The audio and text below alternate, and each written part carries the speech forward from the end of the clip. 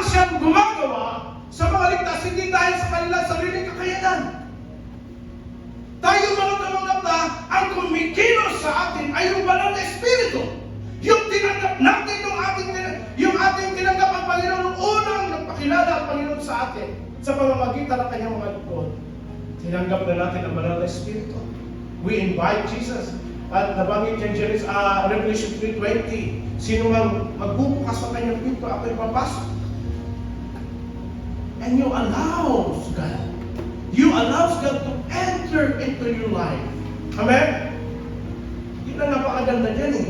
Na inalaw mo, na pumasok, na hinayaan mo, pumasok ang Diyos sa iyong buhay. Para pakialaman ang buhay natin. Kasi ang buhay natin, nawalay sa Diyos, nahiwalay sa Diyos. Ito ay katibayan ng pagtanggap ng buhay. Sabi ng mga Romans 8:2, 1 Corinthians 3:16 and 12:3. Okay, basahin natin ang Romans 8:2. Sa pamamagitan ng kautusan ng Espiritu, nagbibigay buhay dahil sa pakikiisa natin kay Kristo Jesus. Pinalaya na ako mula sa kautusan ng kasalanan at kamatayan. The reason why you are free now. Amen? Sa batas ng kautusan ng kasalanan, we are free. You are free. Sabi mo sa katabi mo, malaya ka na.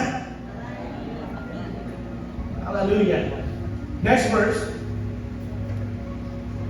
Hindi ba ninyo alam, sabi na 1 Corinthians 3:16, na kayo'y templo ng Diyos at naninirahan sa inyo ang kanyang Espiritu.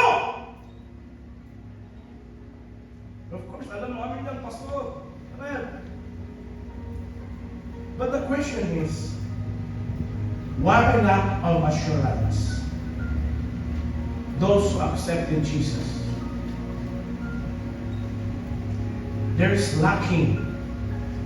Merong kulang na hinahanap ang Lord sa atin. That might be nakalimutan natin.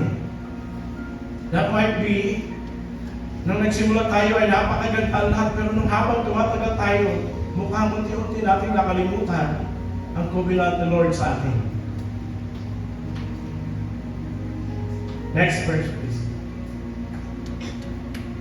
Sabi ng 1 Corinthians 12:3, kaya dahil kung malaman ninyo na walang taong pinapatubayan ng Espiritu ng Diyos ang magsasabing sumpain si Jesus. Walang tumanggap sa Panginoon na magsasabing ganyan, di ba? Yung merong Espiritu ang Diyos, hindi niya kayang sabihin yan. Di ba? Napansin natin yan. Hindi natin kayang sabihin yan, sumpain si Jesus. Only those mga atheist people siguro. Only those who do not believe God. At yung hindi naniniwala kay Kristo. At hindi rin masasabi ni naman si Jesus ay Panginoon kung siya'y hindi pinapatibayan ng Espiritu Santo. Amen? Kaya pa sabihin ng tao, ang aking Panginoon ay si Jesus kung walang patnubay ng banal na Espiritu. Amen? Well, may mga hipokrito. Kunwarin sila ay tumanggap sa Panginoon, pero merong ibang pakay. Amen? Yung pala, padala ng kaaway.